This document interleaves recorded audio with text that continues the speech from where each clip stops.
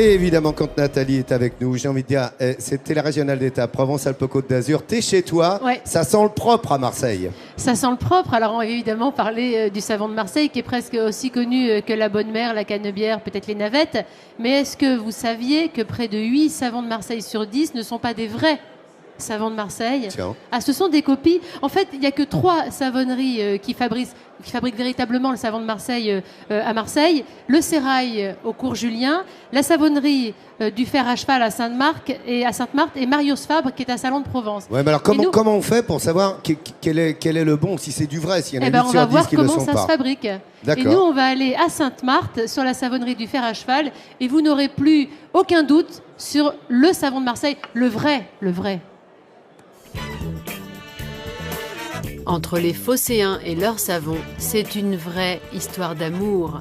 Et elle dure depuis des décennies. Tout commence à Marseille en 1856 dans cette fabrique. Elle appartient au patrimoine industriel de la région. Et derrière ses portes, l'usine avec ses vieux chaudrons est toujours en activité.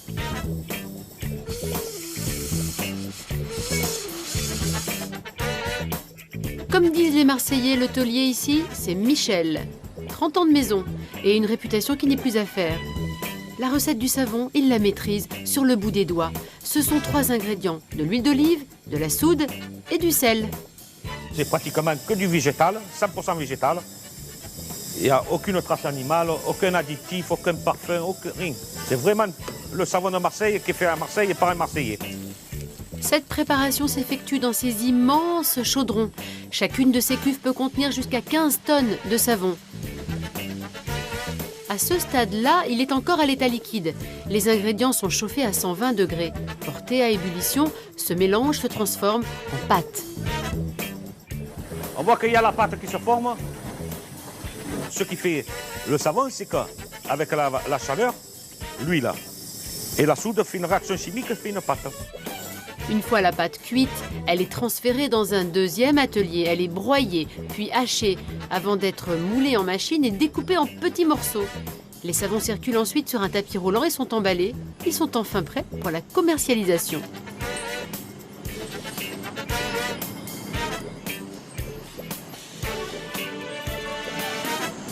Ce pourrait être la fin de l'histoire, sauf qu'ici, on se bat jour après jour pour sauver l'usine. Le problème du savon de Marseille, c'est qu'il n'est pas protégé par une appellation contrôlée.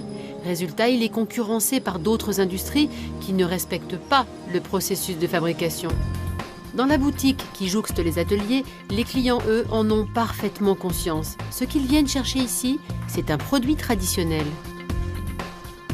S'il y a vraiment quelque chose à retenir à propos du savon de Marseille, c'est un véritable savon de Marseille. Ça n'a jamais de colorant et jamais de parfum. C'est vraiment les 2 gros indices qui peuvent vous aider à reconnaître un véritable savon de Marseille de nôtre. Son efficacité n'est plus à démontrer. Ses vertus exceptionnelles sont vantées par les professionnels de santé. Si les savonniers sont de moins en moins nombreux, le succès du savon de Marseille ne se perd pas pour autant. C'est ça, le respect des traditions.